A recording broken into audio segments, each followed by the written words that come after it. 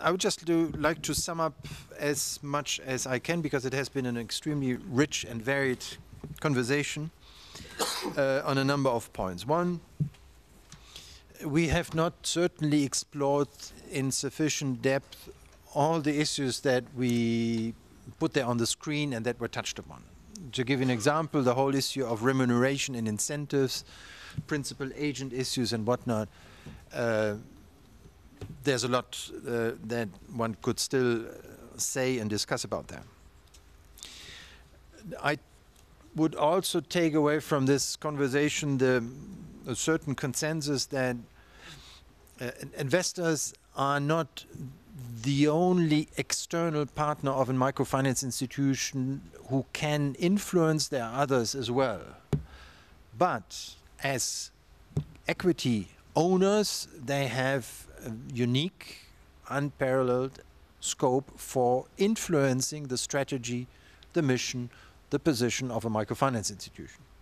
Governance as a process, that's what I hear here. It's a necessary condition for a well-performing microfinance institution. It's a condition for actually staying its course, for keeping faithful with its mission. So I would, with this, like to see and invite you all to perhaps participate in further work on this issue. And with this, I would like to invite Vidi to say what the forum has up its sleeves. Before giving that floor to him, I would like to thank my panelists, all of them.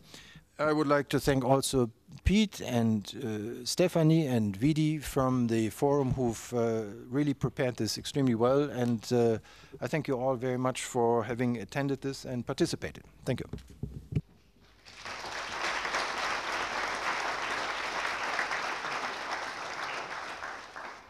Thank you, Bernd, and thank you all the panelists on behalf of the World Microfinance Forum in Geneva.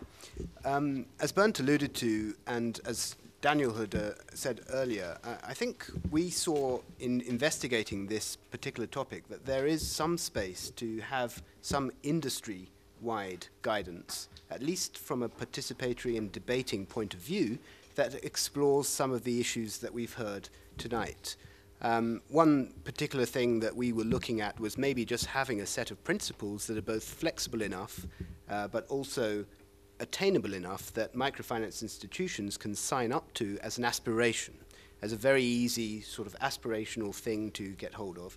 I know Massimo over there has already talked to me about what they're doing in Latin America, and so there are various initiatives that we're putting together under one umbrella that we think could serve the industry to build up a bigger pipeline of investable MFIs and other institutions that maybe some of the MIVs, the microfinance investment vehicles, can deploy money into more easily and solve that glut of cash that is building up. So what we're proposing is to put together a working group over a number of years that explores this issue, starting with a set of a charter, and then maybe exploring some educational matters to the boards of each of the various different geographies that are most applicable for this, in order to then raise awareness in the media. One issue that we do find, and we didn't mention by name Bannex, but it was alluded to, and this is where I maybe disagree with you, Ernst, in that when you are a debt holder and an equity holder, you have differences in the kind of responsibility. In the Bannex case, we saw that it was a high-profile failure, and that if that reoccurs across many geographies, then the industry as a whole serves itself no favors. So what we're hoping to do is raise awareness in the public media of the complexities of these kinds of institutions and what it involves for us as responsible partakers of this industry to propagate a responsible attitude going forward. So with that said, please, I invite you to continue the discussions among yourselves in that format. Thank you again.